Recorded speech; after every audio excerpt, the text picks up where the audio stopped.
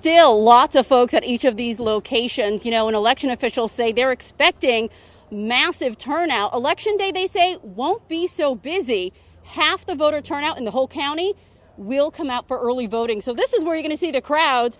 Long lines here at the McLean Governmental Center all day long. Really hasn't let up. At one point, 2-hour wait to cast your ballot. Folks say they're happy to stand in line. They had some reservations initially, some of them with COVID-19 issues, but they were reassured when they came in and saw a lot of the precautions.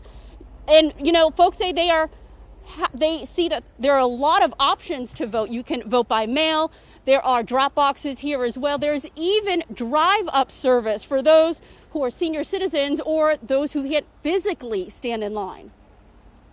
I didn't imagine it being like this with the added stress of COVID, but I felt a little bit nervous. 20-year-old Zoe Joyner was proud to join mom and dad at the polls today. The junior at Spelman College said she was going to cast her first ballot no matter what. I felt really satisfied, and I felt officially like an adult.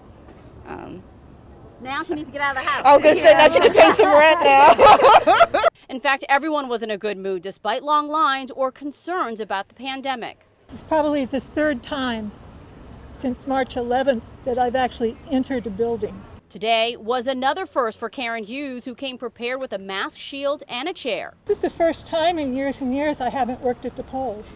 The former poll worker says she falls in a high-risk category, so promised her children she would sit out this election. She says she felt reassured when she saw poll workers cleaning the election booths after each voter. I was nervous about it, but it was a matter of I was going to vote and have my vote be counted if it was the last thing I ever did.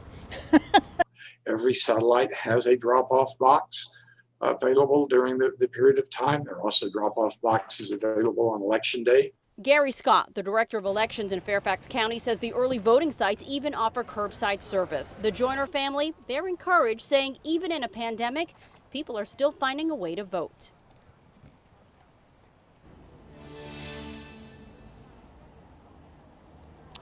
And folks certainly encouraged that there were a lot of options here. The election official did tell me, though, if you requested a mail-in ballot, you should likely use that mail-in ballot instead of trying to come and stand in line, because if you try to use your mail-in ballot here, you certainly can, but anticipate a longer wait as they try to work things out. There are drop boxes here for those who don't want to use their mailboxes but would rather come to the polling sites and drop off those mail-in ballots. So early voting lasts here in Fairfax County until October 31st, ends at 5 p.m. The polls close tonight at 7.